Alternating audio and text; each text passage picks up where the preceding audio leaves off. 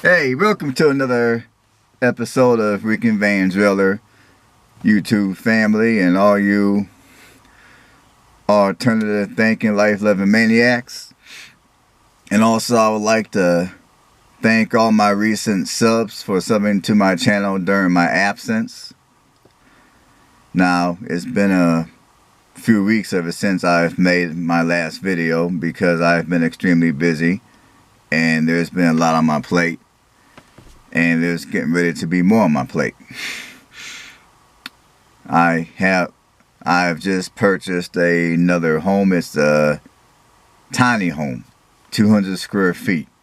It is on a city lot, and yes, it is a permanent structure. So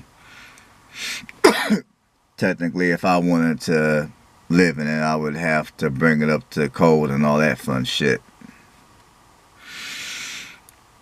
And I've purchased this property for $500. I mean, the house is not too bad. I mean, it does need everything because basically it's nothing but a shell. Now, the lot size is pretty decent. It's in a nice, quiet town. And if you watch my video, which I'm going to probably title it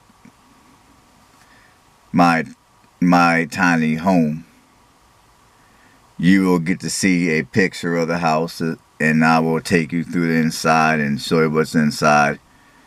And I will also show you around my lots that the house is on and all that kind of good stuff. But anyhow, basically during my absence, let's see what else. Now, as far as it goes for the house that I'm currently living in, I'm still living in that house. I'm still making my payments because, as I said on one of my videos that I made before I quit making videos for a while, I just have a hard time walking away from that house due to everything that I've invested into it. So yes, I'm still there. Yes, I'm still making payments. So that's the update with that. Now back to the house I just purchased. Now the house I just purchased, it is on a city lot and it's 200 square feet. Now this lot is big enough that I can do all kinds of things on this lot. I mean, if I wanted to, I mean, I know like I said, technically I would not be able to live in that tiny house because it's not up to code yet.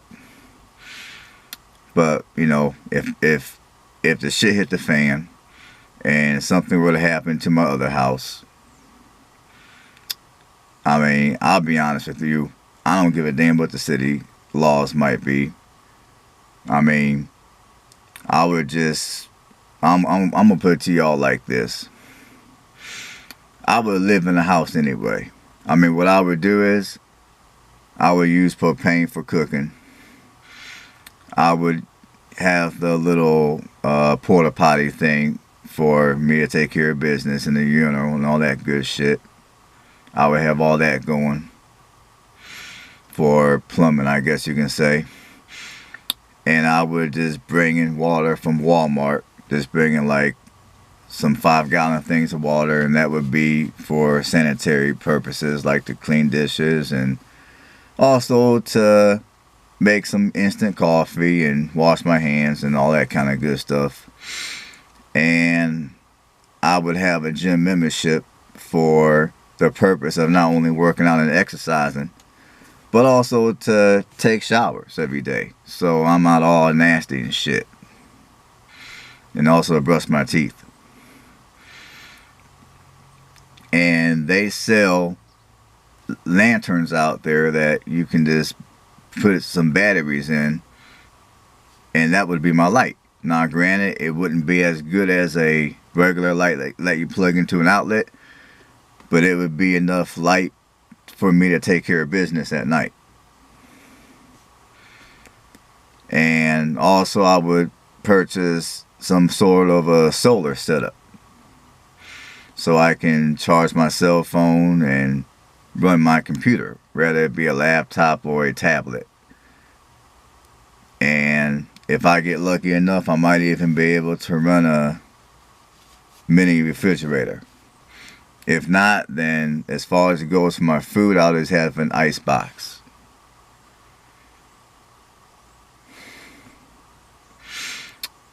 And on nights that is cold, I mean, what I can do inside the house is I can pitch up a tent inside the house just to sustain body heat a little more.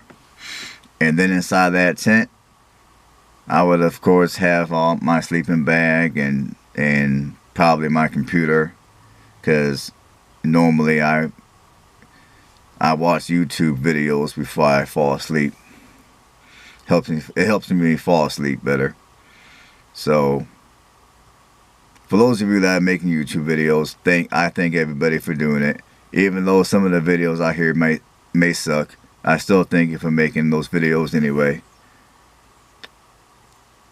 But anyways, if it got cold, I would probably have a sleeping bag for like 2 people, maybe 2 to 4 people sleeping bag. And I would set it up inside my tiny home. And I would put whatever I typically would have for sleeping, like my sleeping bag and foam cushions and pillows and all that would go in the sleeping bag. I would have my phone and my computer in there as well. And ideally, if I was able to somehow get 12-volt power inside my house through my solar setup, I would also have a 12-volt heater. Because I'd rather deal with a 12-volt heater any day than a propane heater. I mean, I know a lot of people talk highly about the Mr. Buddies. And if I have to have a Mr. Buddy, I will. But if I don't have to, if I can have like a 12-volt heater, something that I feel is a little safer, I'd rather go that route. And obviously, most city workers, you know, they work from 8 to 5, Monday through Friday.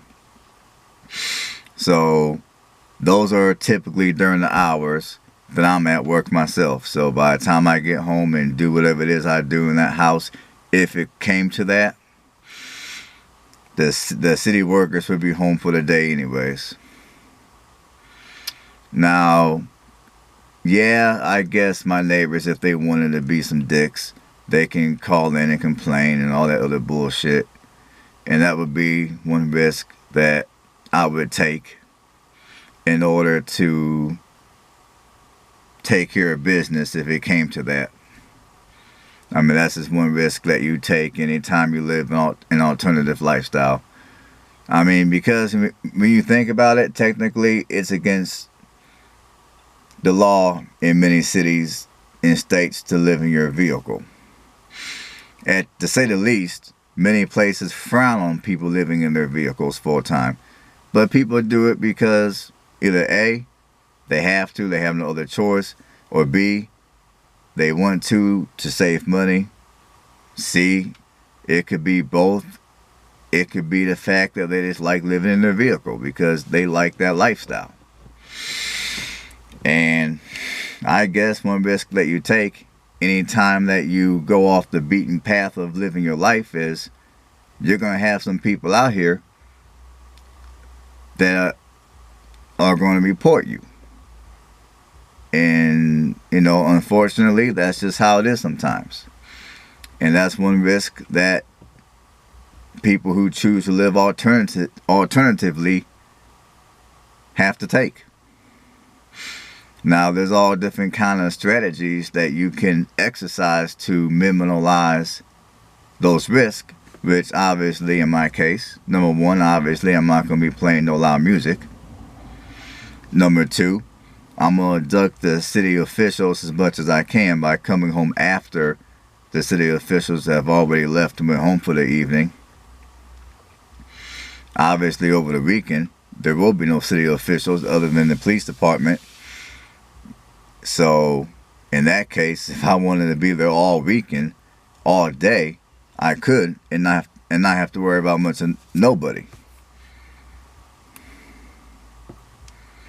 But so, and most likely I'm going to be taking on a second job so I can, bring this tiny home up to par to where it will have all the comforts of a regular home: electricity, plumbing, insulation, and all that good shit. And also the house I'm currently in, I would like to get it paid off ASAP because I'm tired of fucking with that mortgage. So, chances are I'm going to probably work a second job, and my traveling down south is going to have to wait for another year or two. Now, will I do some traveling? Yes, I will. It's just that my traveling will just be a little closer to home. It will be here in the Midwest. I mean, there's some interesting places here in the Midwest too. So yeah, I'll just have to get creative when it comes to my traveling.